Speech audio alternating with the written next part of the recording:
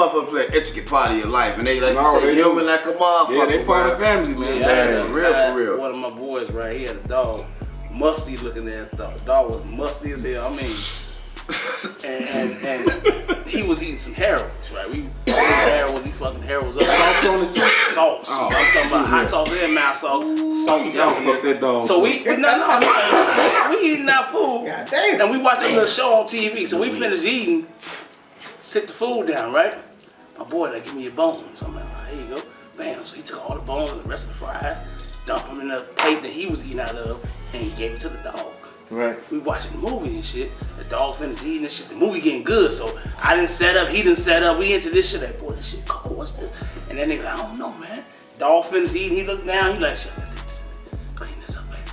Grabbed the bowl. The dog just ate out of it. This mouth sauce and dog tongue been all on it. Yeah. He grabbed the bowl. Right. Sits the bowl down. The movie get good. Then it go to commercial. And that nigga like, boy. What the fuck? What you doing? Not so happy. The nigga I'm talking about, he's behind me. Hell no, bud.